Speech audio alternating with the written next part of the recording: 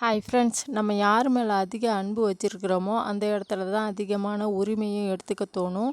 அந்த மாதிரி தான் நம்ம குட்டி நச்சிக்காம படுத்துருந்துச்சு. குழந்தைங்க மட்டும்தான் பால் குடிக்கிற ஞாபகத்தில் வாயை வந்து ஞொம் ஞொம் ஞொன்ட்டு சப்பு கொட்டுவாங்க.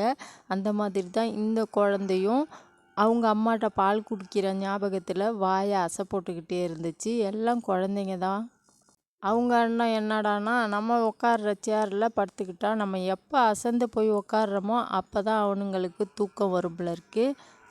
அவனை டிஸ்டர்ப் பண்ணக்கூடாதுன்ட்டு நாங்கள் வந்துட்டோம். அந்த நேரத்தில் பாஞ்சால ஆயா வந்தாங்க.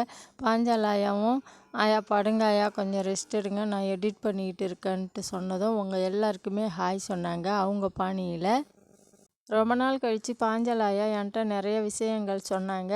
அவங்க வீட்டில் நடந்தது, தெருவில் நடந்தது. ஏன்னா நான் ஆஸ்பத்திரியில் இருந்தேன் தங்கச்சியை வச்சுக்கிட்டு. அதனால் எனக்கு எந்த விஷயமும் தெரியாது. நிறைய விஷயங்கள் சொன்னாங்க. அதே மாதிரி அவங்க பாணியில் அவங்க ஹாய் சொன்னாங்க உங்கள் எல்லாருக்குமே. எங்கள் வீட்டில் கிரகப்பிரவேசம் நோன்பு கும்பிடும்போது பானைலாம் நிறையா வந்துருந்துச்சு. அதில் ஒரு 7 பானையை கழுவி அடுக்கு பானை வைக்கலான்ட்டு நான் ஒரு ஓரமாக அடுக்கி வச்சுருந்தேன். அதில் வந்து குட்டி நச்சிக்காம பூந்துட்டான். ஆனால் நீங்கள் நம்ப மாட்டீங்க, நாங்களே போட்டுட்டு எடுத்த மாதிரின்ட்டு. அவங்க வந்து தையல் மிஷின் மேலே தான் படுத்துப்பானுங்க 3 பேரும். அதில் வந்து தூக்க கலக்கத்தில் தவறி விழுந்துட்டான். கற்று கற்றுன்னு கத்துறான். என் பொண்ணு போய் தூக்குச்சு.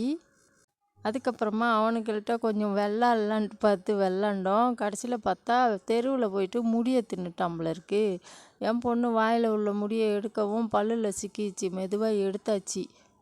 எந்த ஒரு ஒயரோ பேப்பரோ எந்த ஒரு துரும்பு கூட கிடக்கக்கூடாது.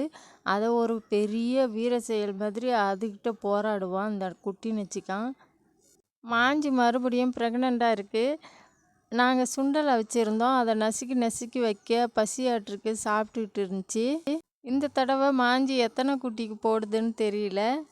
யூடியூப்பில் ஸ்கேலு சீப்பை வச்சு புடவை அழகாக மடிக்கிறது எப்படின்னாங்க. என்கிட்ட கட்டைப்பை குச்சி தான் இருந்துச்சு. அதை வச்சு சூப்பராக மடித்தேங்க. அழகாக வந்துருந்துச்சு. இது பாருங்கள், நம்ம வந்து கையால் மடித்து நெஞ்சுக்கிட்ட வந்து தாழ்வாக்காட்டையால் அழுத்தி பிடிச்சிக்கிட்டு மடிக்கும்போது கழுத்தும் கையும் வலிக்கும். ஆனால் இதில் அந்த ஒரு இதே இல்லை.